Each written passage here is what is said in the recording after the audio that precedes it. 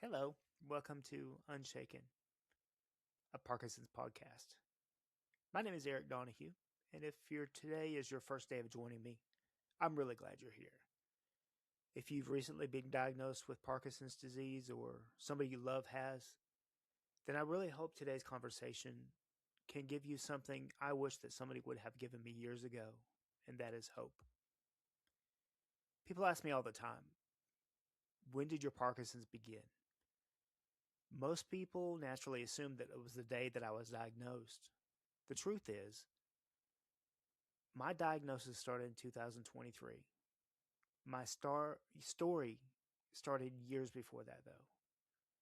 Looking back, now I can see the signs of that it had been there all along, but at the time I really had no idea. For years, I lived with pain, and not the kind of pain that was you expect after a day's work, but real pain. Almost every single evening after I work, I'd end up lying on the living room floor, trying to find a position where my body would finally relax. We tried everything. We tried heating pads, ice packs, massages, tennis balls, laying on tennis balls, rubbing up against the wall with tennis balls, trying to find the pressure points that would relieve my pain. Often, Becky, my wife, would massage my shoulders, my back, or my hip. Anything that might help, but nothing ever really worked. It would temporarily relieve the pain, but then it would be right back. Sometimes even before the night was over. Most of the pain that I had was on my left side, which today I know my dominant Parkinson's side is my left, and but back then I just thought I'd worked too hard, or maybe I pulled something, or maybe I was just simply getting older. I'd never gotten older before until one night I was in the floor in so much pain I would just writhe and toss and turn, and it was just hurting so bad trying to get these muscle cramps to calm down. It was like a solid muscle cramps that would just get a hold of me and wouldn't let go. But I looked over to Becky, and she was sitting on the couch, and I asked her probably the strangest question that I've ever asked anyone, really. I said, Becky, when you're sitting there and you're just sitting there like normal, just as you are you in pain? Honestly, she looked at me like I was crazy, but she said, no. And then I asked, but no, seriously, do you really feel like people, normal people, go home every night to have this? Like,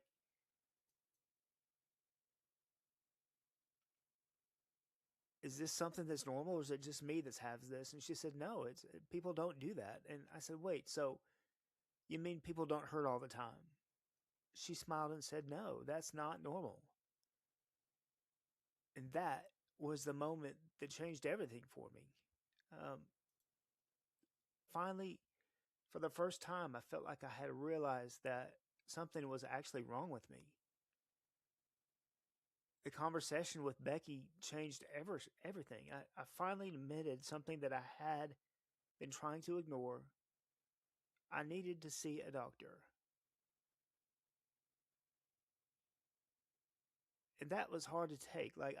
I've always been a person that tries to take care of myself, and I was a lot overweight at times, and but the realization that something was wrong with me, looking for answers. So first thing I did is I went to a primary care physician. It was my first time seeing him because I really didn't have a regular doctor. I wasn't looking for pain medicine. I wasn't looking for sympathy. I simply wanted to figure out and somebody to tell me why I always hurt so much and fix it.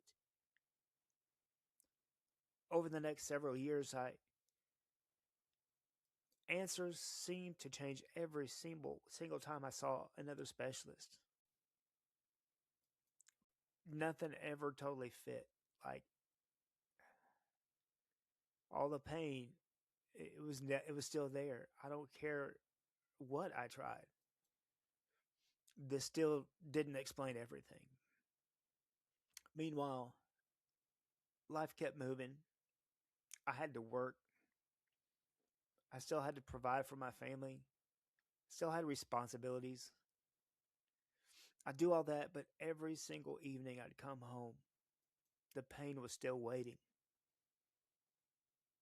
During the day, I eventually started taking medicine just to survive. It helped, but at the end of the day, I'd still get back home and start to relax, and that's when it would hit me every single time. The breakthrough pain was just more than I could take. Looking back, those weren't just years filled with pain, they were years of my life filled with uncertainty and so many years of my life that I could have been focusing on other things more enjoyable, the kids, the family. It was so painful at times I would miss opportunities to just go outside and throw a ball or just do family things. And honestly, the uncertainty, sometimes not knowing what is wrong with you, weighs even heavier. Like the act of not knowing, it's so uncertain. I would rather know. But there was no answers. There was nobody to help me figure it out. Then everything changed all of a sudden. And near the end of 2022 and the early parts of 2023, I started falling just randomly. I'd be walking. I wouldn't trip. It's not like I tripped over something. I didn't stumble over something. I didn't like break an ankle and fall. It just felt like my leg just simply stopped moving. I'd be going along fine, and the momentum of my body would be in motion, and then all of a sudden my leg would freeze and I would just topple over. While the momentum of the rest of my body carried for me forward, I would just fall. And this started happening more regularly. Stress would come, arguments, financial pressure, things like that. I would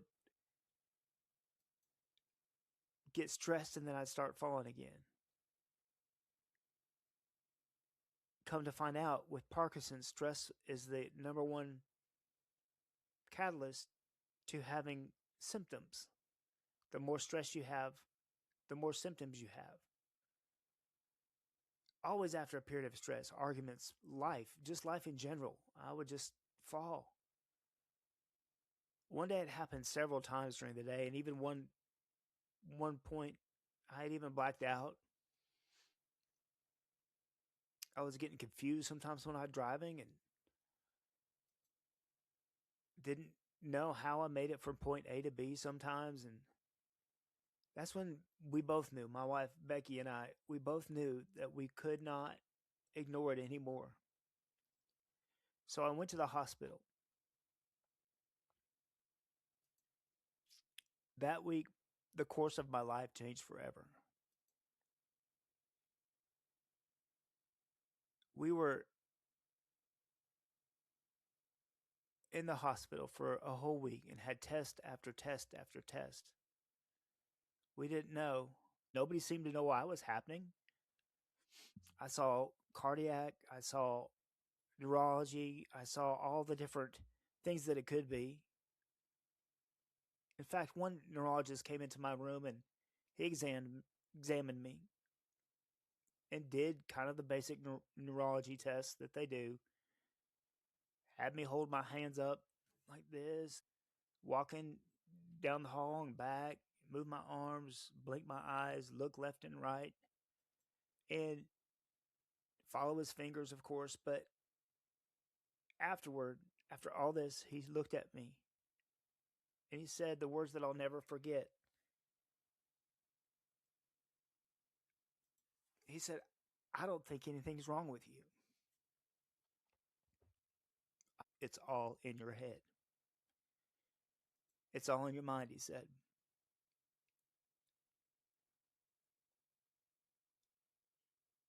So here I am sitting in that bed, so full of pain for years.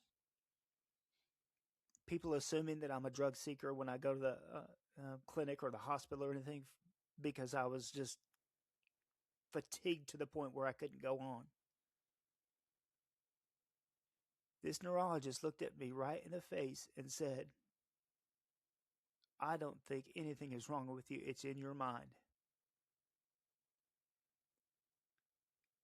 And of course, he said anxiety and stress. He didn't say it quite that boldly, but that's the way I took it. He said, your stress and your anxiety can act like this. Well, yes, it can. And there was a direct correlation between the stress that I'd had and my falls. So that part made sense.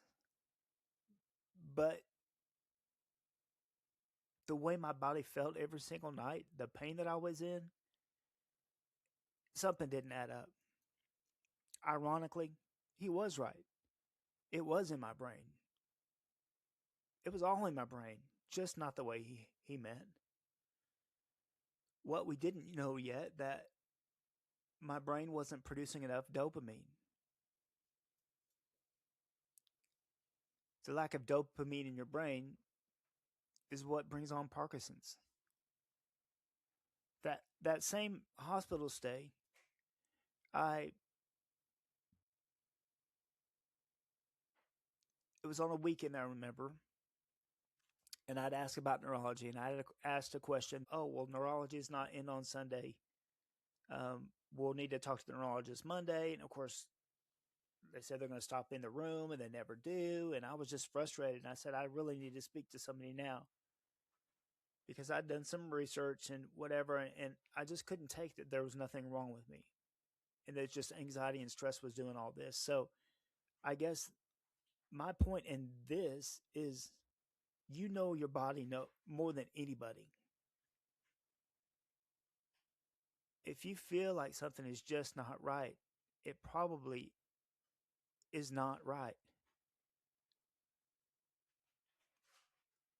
There was a gentleman that happened to be in the hallway and on call for neurology for pediatrics that day, and they told me the regular neurologist wasn't here, but the pediatric guy, he would come in and see me, and that he knew about other things. But this neurologist was different. This was a neurology that actually specialized in Parkinson's, and I didn't even know that existed. This man was called a neurologist, but he was also called movement disorder specialist, and he happened to be in the hospital in the same hall, overheard them talking. He said, well, let me jump in there and talk to him. So he came in and he evaluated me. He spent time talking with me. He watched me move, did the same basic tests, look at my finger, close your eyes, touch my finger, look here, look there, all of that. And he too said that stress and anxiety could be causing a lot of this, but he said, I do think you probably should go to uh, see another a Duke or Vanderbilt. It was close to me, and that stuck with me. So we ended up being discharged from the hospital. In the week or two to follow, it's not easy making an appointment at those places. There's usually a long waiting list. So we went ahead and made an appointment with a local neurologist, as well as we went and finally got a hold of Duke, and they had a clinic where you can make an appointment for the first available neurologist, regardless if he specialized in Parkinson's, multiple sclerosis, whatever. Well, I happened to get a doctor that specialized in multiple sclerosis, and we walked in the appointment. Again, all the same tests. After a while, he looked at me. Only a few minutes. He was very open to hear me.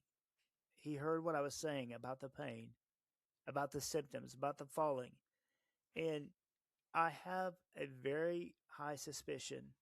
He said probably about 95, maybe 98% that you have Parkinson's. And at that point, I really hadn't heard that much. Said you probably I'm gonna go on a limb here, but I'm probably gonna say that you have Parkinson's or Parkinson's plus. But I'm not the person that needs to make this diagnosis because he was a multiple sclerosis specialist. So then he told me the waiting list to get on the to see the actual movement disorder specialist was about a year and a half long. I walked out of that appointment with this new possibility that I could have Parkinson's. I'm too young for that.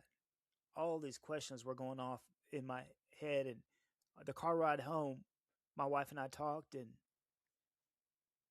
I started looking at things, and it started to make sense. But I had to wait a year and a half to see that movement disorder specialist.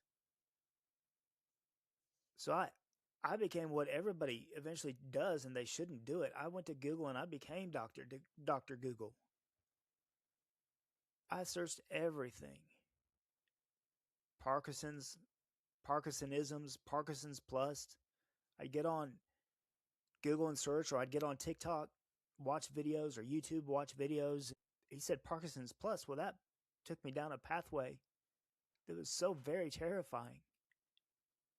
Parkinson's in itself was terrifying. It was a whole new thing that I never thought of. I didn't know anything about. I thought that I don't shake like a Parkinson's person, and it made no sense. But that's just the tip of the iceberg. Somebody that has Parkinson's, not everybody shakes or tremors. That's just one little symptom in a multitude of systems or symptoms. I was going to make things happen for us. Sometimes you really do have to fight for yourself. So every single morning I got up and I would call Duke to my movement disorder specialist, the appointment that I was waiting for. And I said, "Do you have a cancellation?" We were only 3 hours away from there. So, or four. So I figured like if they had a cancellation in that afternoon that we could get there by that afternoon. And eventually they had a cancellation. So in May of 2023, I finally met my movement disorder specialist who I'm with to this day. His name is Dr. Kyle Mitchell. And honestly, within just a few minutes, we spent some time with his RN. Um, and when you go to a place like that, they usually allot about 45 minutes to an hour for you to spend with that doctor. Um, but he spent some time with me, probably at no more than 10 minutes. We did the tests again, the hand tests, only more, some different ones. He had me shut my eyes and he tried to push me over, and I lost my balance. I couldn't stop myself from walking back. All of these tests that he did that I had no idea. I'm like, this is weird. But all of a sudden, about 10 minutes into the appointment, he said, "I don't need to see much more. We're going to spend the rest of the hour together, but I already know you have Parkinson's."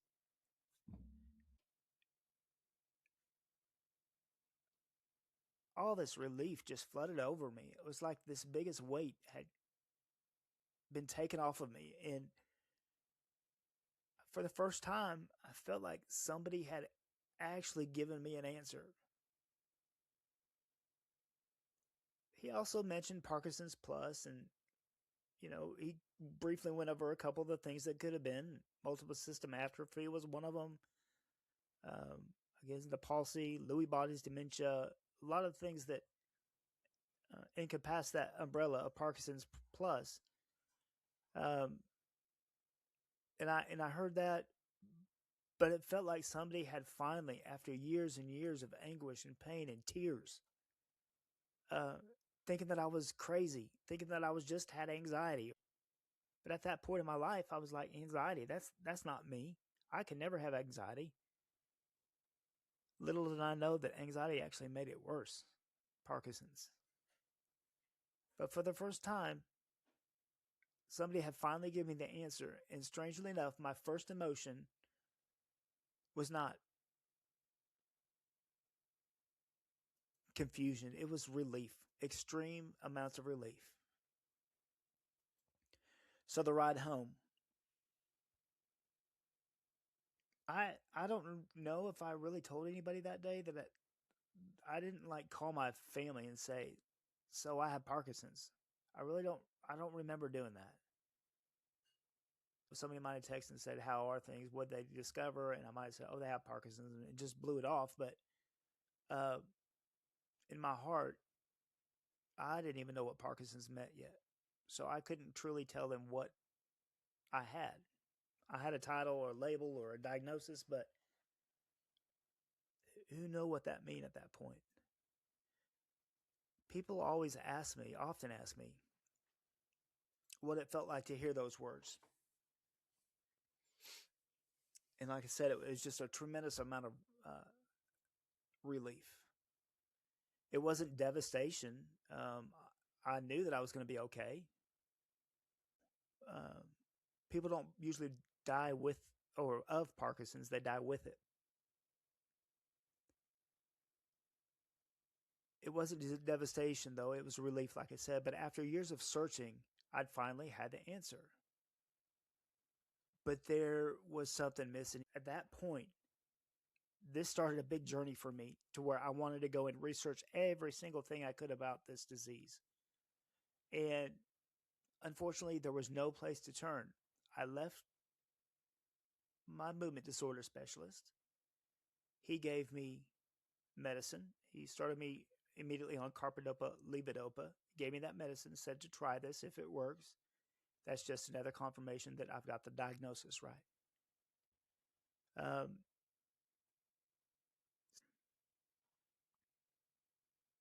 but there's so very much uh,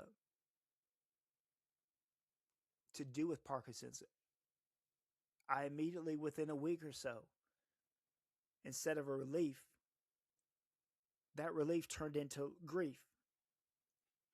I thought my life was over.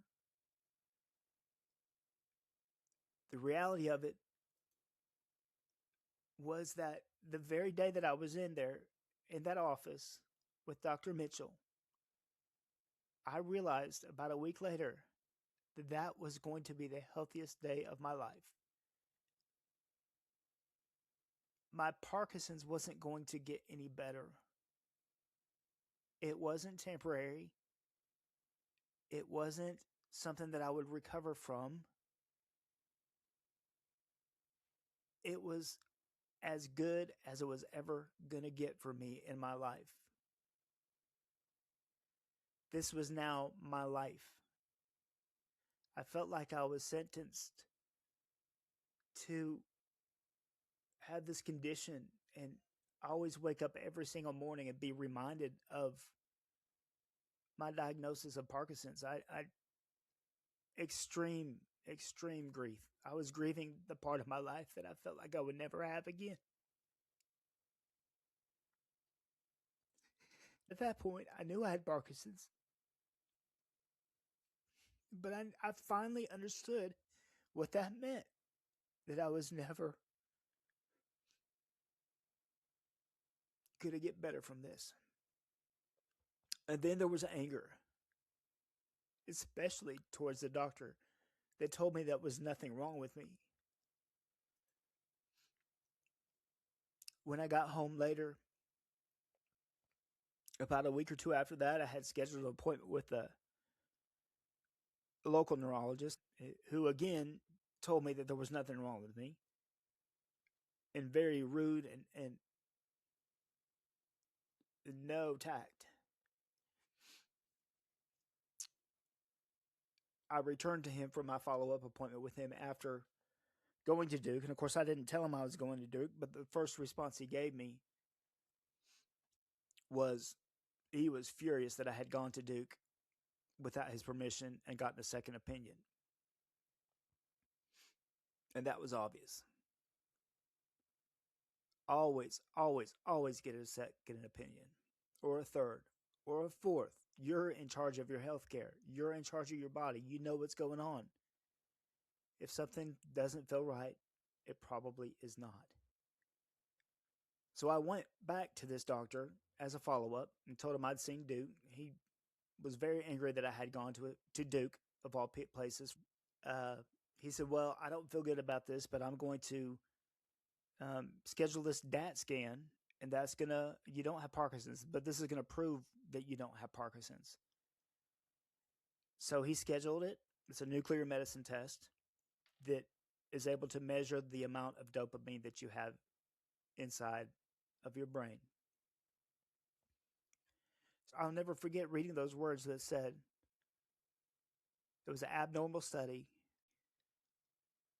positive for the indication of Parkinson's or Parkinson's plus. So that I was really mad. And eventually I did let go of that anger because honestly, having an answer was way more important to me than proving somebody else wrong who I didn't really even care about. What surprised me at that point wasn't the diagnosis, it was realizing how alone people are after they are diagnosis.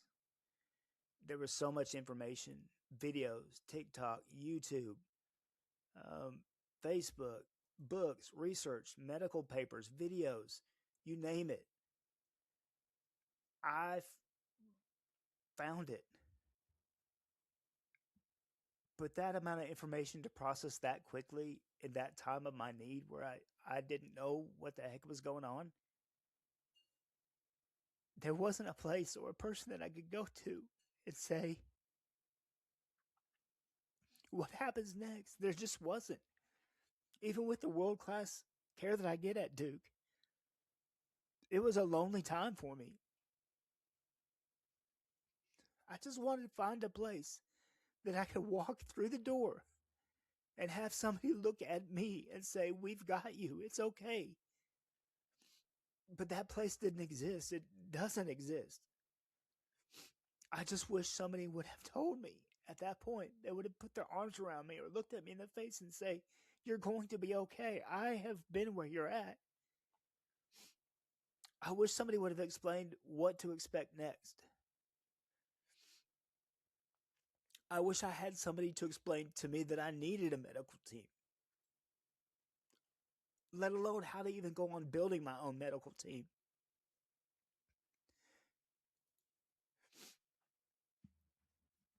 Currently, my medical team consists of quite a few people. It's my neurologist, amazing. My neurologist PA. I see a Parkinson's physical therapist. I see an occupational therapist. I see a speech therapist. All these people who specialize in Parkinson's, them not even specializing in Parkinson's. This is the fastest growing neurological condition in the United States to date.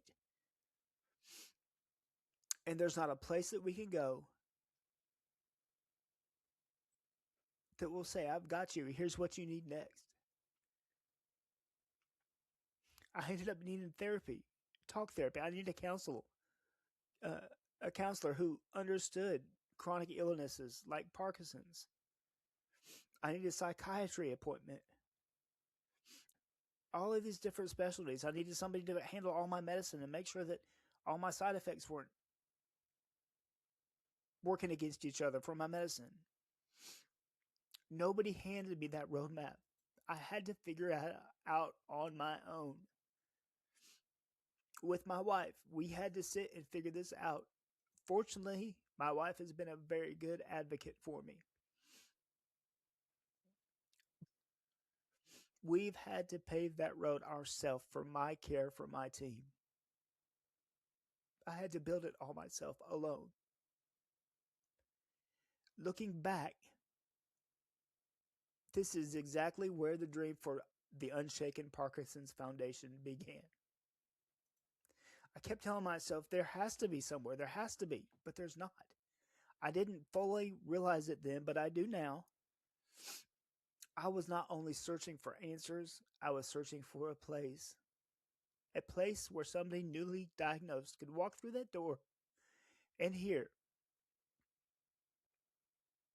we got you. A place where patients and family could find education, therapy, movement, support, community. Imagine being a Parkinson's patient that knows you have to have movement to make yourself function. Movement. I'd never been to a gym a day in my life, and now all of a sudden I was going to go to a gym. Intimidated to begin with, anyway. but for some reason I didn't quite look like everybody else. Imagine if I would have had a place to walk into where every single other person in there looked like me and had the same hiccups and the same twitches and the same as me. I couldn't find that place. So now we are working to build it. And this dream has become my life's goal, my life passion, my life's purpose is to help other people build their teams and know that there's a place.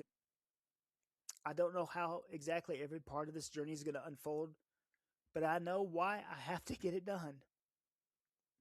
Because the next person who comes out of the office in my area comes home with the diagnosis of Parkinson's and they say, "You have Parkinson's," should never, ever have to leave that feeling, leave that appointment, come home feeling so lost, so frightened, so alone. They should already know where to turn. They should know where there's a community waiting for them. They should know there's still hope.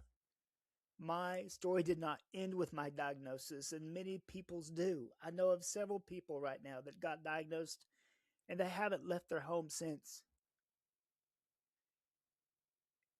My story does not end this way.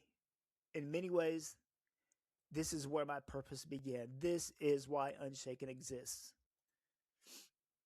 This is why the Unshaken Parkinson's Foundation exists. And this is only the beginning. Thank you for spending time with me tonight and listening to this, no matter what time of day you listen to it. If this conversation has encouraged you, I'd be honored if you will hit the like and share button and share this with somebody who needs to hear it. Until next time, stay unshaken.